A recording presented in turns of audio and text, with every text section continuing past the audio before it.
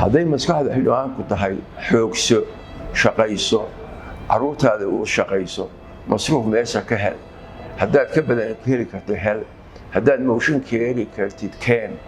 haddaad maaragta kula gorgordan jirtay dowladda waa idin ridaya ama waxbaan maaragta haddii kale wax siiya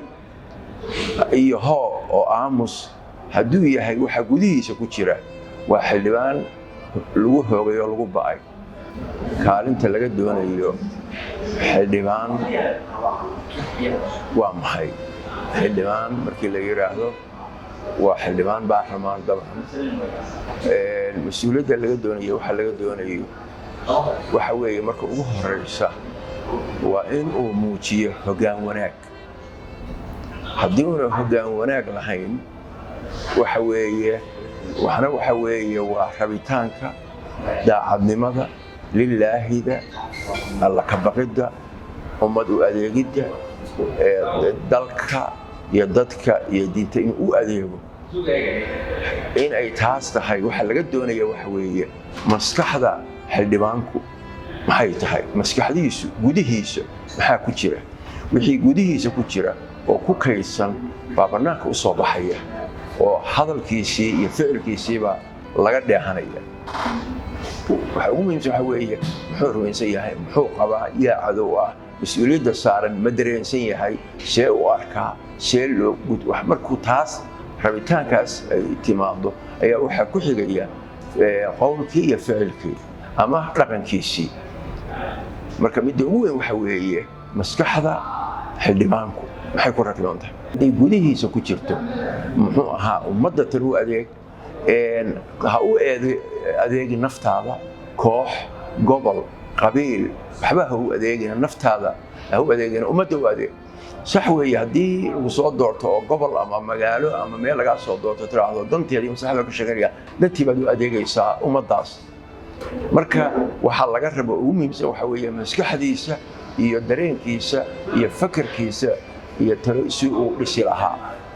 weeye midda ugu horeysa oo nimanka laga rabaa inuu akhriyo mar kadib waxaa soo gelaysa midda labaadna qodobka labaadna waxa weeye waa aqoonta xildhibaanka doodayo gobolkaas ka timid buu leeyahay dhibka haysta waa maxay baahidoodu waa maxay maxay u baahan yihiin markaa taas ogaado buu leeyahay seebay baahidu u kala horeeyaan u kala waaweyn yihiin u kala hormarinaa markaasuu ku golgortami karaa baahida ugu weyn hadduuna aqoonin baahida ugu weyn hadduuna aqoon dhibka ugu weyn oo haysta hadduu maaragtay dhibkii ugu yaraa la soo boodo baahidii ugu yaray la soo boodo waxa weeye xildhibaankaas waxbaa ka dhiman marka waxaa la rabaa aqoonta xildhibaankuna waa muhim bulshada iyo dhaqanku waa muhim waxaa la rabaa oo mas'uuliyadda saaran xildhibaanka waxaa ka mid ah isbeddel see lagu keenaa isbeddel mid gudihiisa ka yimaada mid ummadda ka yimaada mid dhaqanka ka yimaada dhaqankii khaldan marmarka qaarkood hadday xeerar jiraan khaldan ama dastuur la sameeyo ku khaldan jiro see loo bedelaa wax looga bedelaa oo loo hagaajiyaa ayaala mas'uuliyadda saaran waxa weeye maxaa horumarka ummadda maslaxada ummadda ka hor imaanaya oo xeerar ah maxaa maaragtaa waxyaabahaas oo dhan waa inuu xildhibaanku yaqaanaa oo ka daadegsan yahay dhaqankii waa inuu yaqaanaa waa inuu xildhibaanku yaqaanaa khilaafaadka sidee lagu suuliyaa sidee lagu yareeyaa maxaa khilaafaadka keena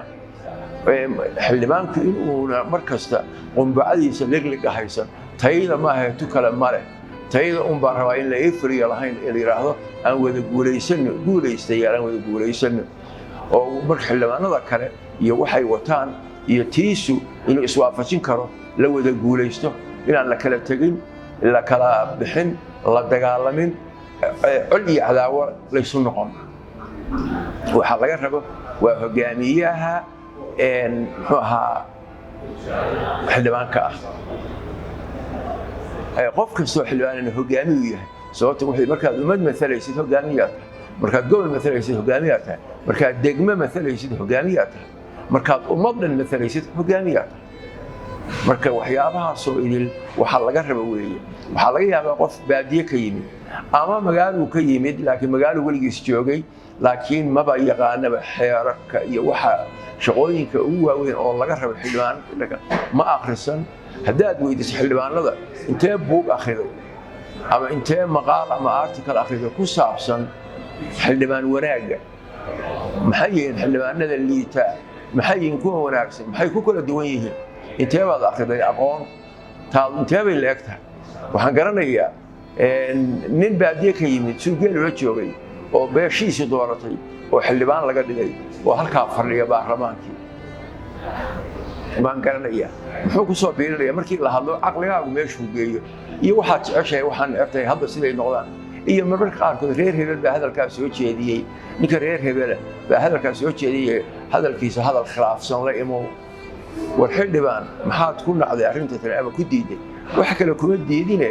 ninkaas reer hebelah baa arrinta watay oo keenay anna reer hebel nacaymaa nabcahay iyo inaan maaragtay heshiis naga dhaxayn iyo nabad naga dhaxayn daraaddeed baan u qaatay wuxuu yidhi mid baa waxaa laga sheegay intuu ka soo daahay shirkii baa waxaa la yidhi haye adaa soo daahay go'aankaa kaasuu yidhi hebel muxuu yidhi saas iyo saas buu yidhi sida ka soo horjeedaan qabaa marka taasna waxay ku tusaysaa inaan la bislaan ruuxiisu bislaanin caqligiisu bislaanin cilmigiisu bislaanin xildhibaanadaas kuwaasaa waxay dooranayaan hadhow madaxweynihii maxaa ku doortay madaxweynaha maxaad waxaa laga yaabaa in dan gaar aan ku doortay maslaxad waxbaa layga ballan qaaday qofka wax lay siinayaa kanaa ka baxday inuu maarata ku doorto laakiin intee dan loo adeegaya ummadeed intee loo adeegay inteeba loo adeegi karaa qofka aad dooranaysid oo keenaysid ergadii la keenayey xildhibaanka qofkii xildhibaan kasoo dhexbaxayay baan lagu dooranaynin qofkaan dooranaya ama nabadoonkan isimka kale haddii la yidhahdo war maxaad ku dooratay oo dadka kale uga soo tagtay waxaa laga yaaba inuu jawaabi kara marka uu yidhaahdo nabadoonkiisii baa soo doortay anigu isimkii ahay wuxuu nabadoonku soo doortay beeshaasaa soo doortay maxay ku soo doorteen iyagaa yaqaana waxay ku soo doorteen marka xataa waxaa jira imtixaan lama imtixaano waxa weeye qofka xataa loo raadinayo in la imtixaan la marsiiyo ergada in imtixaan la marsiiyo ergada wax dooranaysa see loo imtixaama maxay yihiin su-aalaha la weydiinaya xildhibaanka kale see loo imtixaamaa si loo kala ogaado loo kala saaro xildhibaanka wanaagsan oo dal iyo dad idiin waxtaraya iyo kan xun oo liita oo balaqabaha see loo kala saaraa marka waxyaabahaasoo idil waxa weeye waxaa looga baahan yahay xildhibaanka dadka soo xulaya iyo isagii intaba imtixaankaas la marsiiyo si marka ugu dambaysa aanu kaan rabno markaanu helno garanaya dantiisii dadka u adeega madaxweynihii habboonahana doorta markaas oo waa silsilad isku xiran qofba qof buu soo dooranaya qofba qof buu xulanaya xulashadaasina waxay ku xiran tahay daacadnimada dadka iyo aqoonta dadka. Wasalaamu calaykum waraxmatullaahi wabarakaatu.